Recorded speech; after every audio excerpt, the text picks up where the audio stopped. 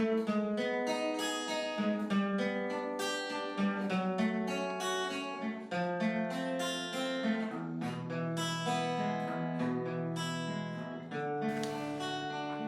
chers frères et sœurs, Shalom. Aujourd'hui, 4e dimanche du Carême, appelé communément dimanche de l'Étari, dimanche de la joie. Nous retenons de la tradition de l'Église que pendant ces dimanches, en fait, on fleurit les autels. L'habillement liturgique peut être mélangé du rose. Mais pourquoi devons-nous nous réjouir? En quoi consiste cette joie? Quel est le fondement de cette joie? Pourrions-nous nous réjouir tant que nous constatons encore que nous sommes en plein carême? L'évangile sur la parabole du Père miséricordieux que l'Église nous propose aujourd'hui nous parle bien sûr de la joie. La joie de la conversion du Fils cadet. Cette parabole est classée parmi 3 paraboles de la miséricorde divine chez Saint Luc. Nous avons d'abord la parabole de la brebis perdue en Luc chapitre 15, versets 4 à 7. Ensuite, nous avons la parabole de la drachme perdue en Luc chapitre 15, versets 8 à 10. Et enfin, la parabole du Père miséricordieux en Luc chapitre 15, versets 11 à 32. Nous les nommons parabole du Père miséricordieux parce que c'est le Père qui est au centre, celui qui pardonne, celui qui accorde la joie, et non la parabole du Fils prodigue. Ce récit est adressé aux publicains et aux pécheurs qui donnaient de la peine pour venir écouter le Seigneur, tandis que le pharisien, au lieu d'écouter, il murmurait. Il faisait le sourd d'oreille. Nous trouvons dans ces cas 2 sortes de personnages. Ceux qui se reconnaissent pécheurs et qui se donnent de la peine pour écouter la parole du Seigneur, et ceux qui sont pleins d'eux-mêmes et qui ne sont là que pour murmurer. Telle est l'image que l'on nous présente dans cette parabole du Père miséricordieux.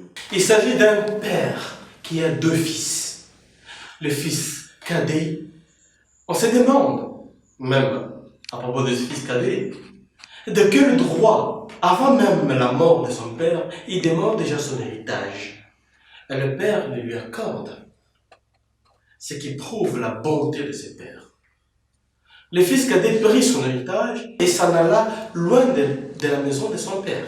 Il part vivre dans une vie de désordre. L'héritage que le père accorde au fils cadet, c'est cette liberté que nous avons pour gérer notre vie ici-bas. Et c'est à nous de savoir comment gérer cette liberté, comment nous menons notre vie de foi. L'erreur que le fils cadet a commise, c'est de quitter la maison de son père, et de quitter la maison de son père veut dire rompre les liens avec le Seigneur.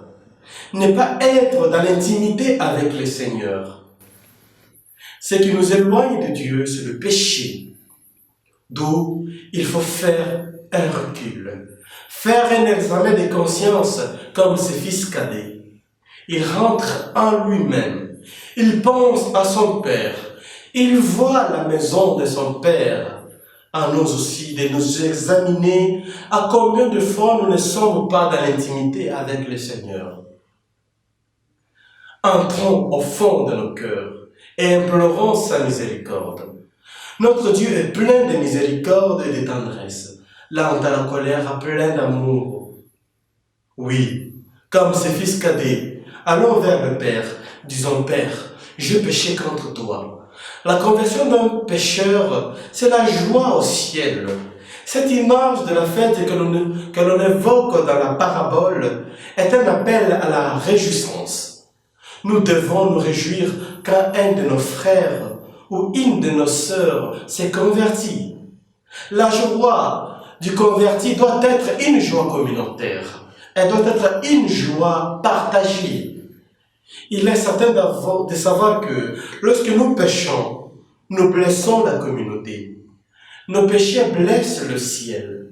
Et quand nous nous convertissons, notre conversion doit être dans une communauté. c'est à nos frères et sœurs de voir notre conversion.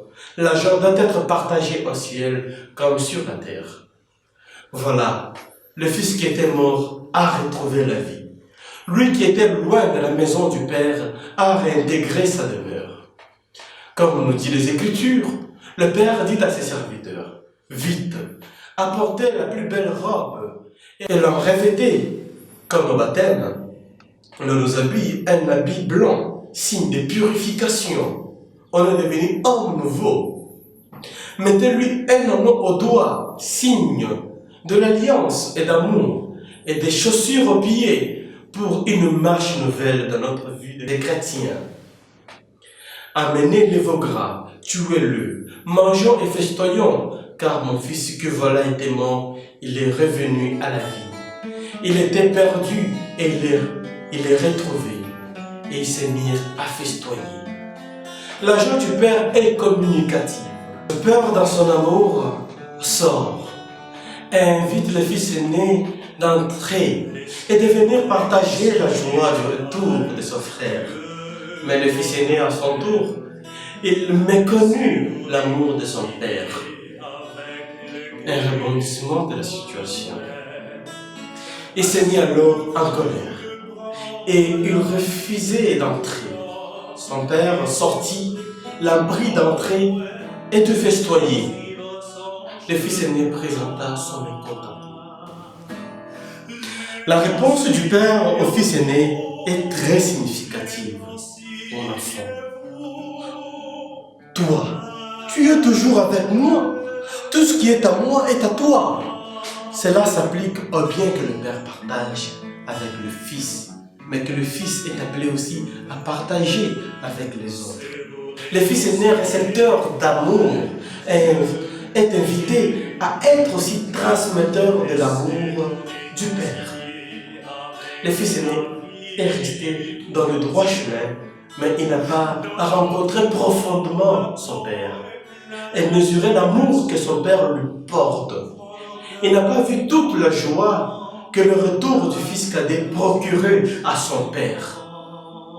Le fils aîné, en fait, a la même attitude que le pharisien et le scribe qui murmurait et disait à propos de Jésus, « Cet homme fait bon accueil aux pécheurs et mange avec eux », en référence à Luc chapitre 15, verset 2. Le fils cadet peut être rangé parmi les pécheurs qui s'approchaient de Jésus. À nous de nous demander, sommes-nous des fils cadets ou des fils aînés? De faire toujours l'examen des consciences et de voir où nous ne sommes pas en lien avec le Seigneur. Demande pardon.